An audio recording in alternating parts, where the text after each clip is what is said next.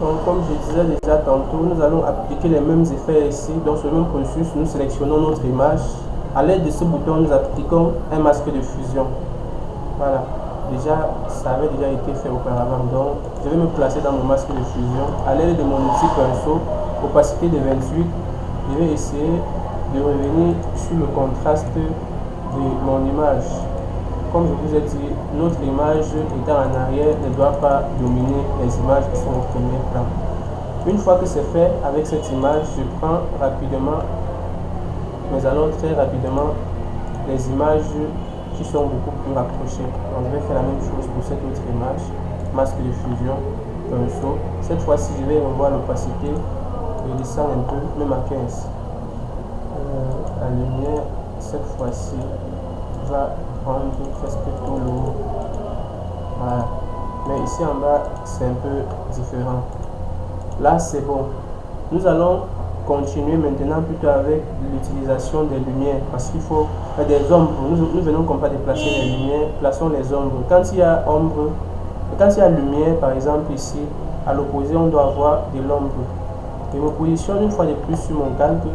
Au lieu de créer encore un autre masque de fusion, cette fois-ci, je vais créer un calque vide. Je ne veux pas détruire mes calques, je veux travailler de manière à pouvoir revenir dessus à tout moment sans avoir à souffrir. Donc j'ai créé un nouveau calque, je vais l'écrire sur mon calque, comme ça. Je vais même essayer de lier les deux. Donc je sélectionne les deux, je les lie pour que ça ne se déplace que ensemble. Cette fois-ci, au lieu de créer un masque, je vais juste échantillonner de la couleur. Échantillonner une couleur, c'est pas du noir 100%, mais c'est un gris assez foncé. Bon, j'aurais pu prendre du noir, mais rester avec une opacité suffisamment faible, déjà 10. Et avec cette opacité-là, vous allez voir, je vais venir comme ça ici, assombrir un peu mon image. La même chose, je vais venir faire ici. Je vais venir faire la même chose ici. Nouveau calque, je crête. C'est très simple.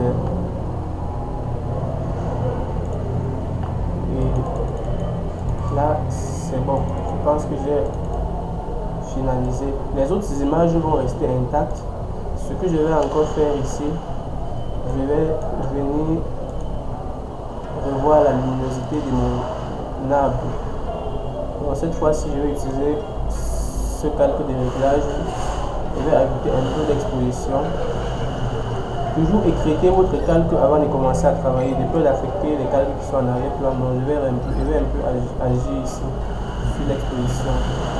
Puis ici, la correction gamma, je vais un peu augmenter l'échelle. Juste après, je reviens dans le réglage, je choisis ce calque de niveau. Je vais aussi écréter. Je vais sombrer un peu. Voilà, là c'est bon. Au-dessus encore de ce calque, je viens créer maintenant un dernier calque. C'est un calque vide que je vais écrire comme vous connaissez très bien. Je choisis mon pinceau. Je vais choisir notre couleur qu'on a utilisée ici tout à l'heure. Notre jaune qui tend un peu plus vers le vert fond. La brille est là en haut. Et je vais le mettre juste ici pour donner un peu de l'effet à mon arbre. Voilà, vous voyez, l'ambiance rentre maintenant dans l'ambiance du visuel. Et pour finir, presque, revenons ici à notre texte. Revenons à notre texte. Je vais d'abord commencer par lui donner un contour. Parce que je vais appliquer quelques petits effets, pas très sarcastique, pas très surchargé là-dessus. Je prends du noir, mais pas du noir 100%, un gris très foncé.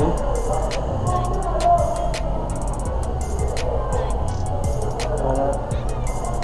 Choisis la position de l'extérieur. Je choisis l'extérieur. À distance, déjà on ne peut pas encore voir.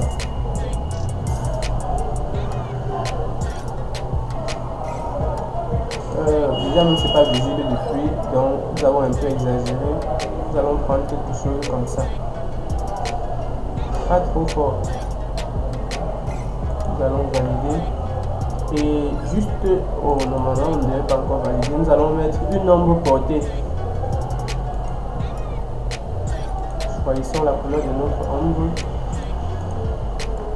Je vais opter pour cette couleur-ci, un vert citron, ou alors un jaune citron plutôt, c'est mieux.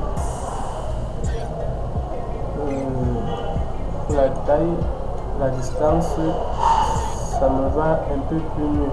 J'ai besoin d'une distance un peu très étendue. Pour ce qui est de la taille, je peux ne pas exagérer. Sauf que je vais baisser l'opacité. Je vais un peu baisser l'opacité. Pas totalement, mais un peu comme ça. Quelque chose me dit que si je mettais ma couleur ici en blanc, ça irait mieux. Et cette chose-là a bien fait de me parler ainsi. Donc, nous allons ainsi 90%. C'est bon. Pour ce qui est de la position, on va essayer de relativiser un peu ici. Voilà, on essaye de dézoomer.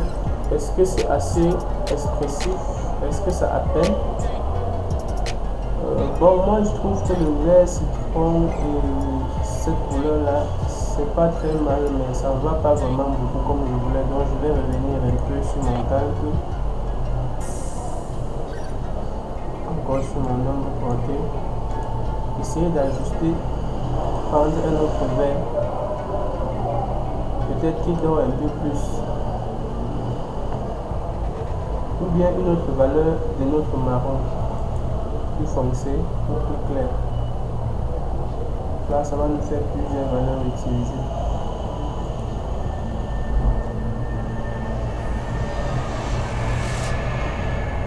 Ok, je pense que cette autre valeur-ci nous va mieux. Et la seule chose qu'on va encore ajouter ici, c'est une petite texture à notre arrière-plan pour quitter. Donc je vais aller sur mon calque d'arrière-plan que voici. Je vais créer un calque de remplissage de type motif. Comme motif ici, je vais prendre un motif qui existe déjà dans mes images, mais que je vous ai déjà donné la dernière fois. Cette image-ci, cette fois-ci, je mets son échelle. Je vais agrandir son échelle. Non, c'est pas celle-ci, mais plutôt une autre. Voilà, c'est celle-ci. J'agrandis bien. Vous avez vu, l'échelle est assez osé.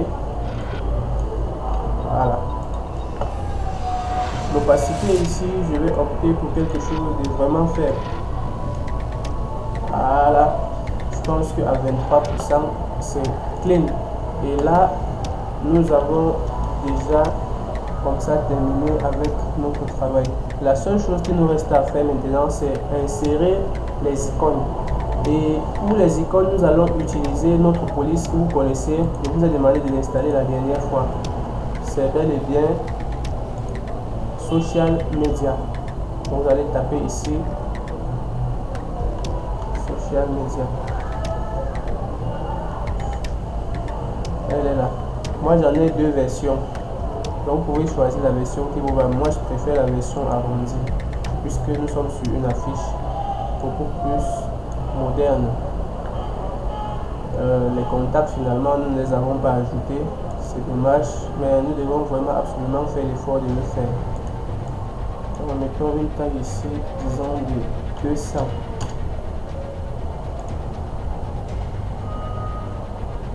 Ok, c'est bon. On se retrouve dans la prochaine vidéo pour terminer.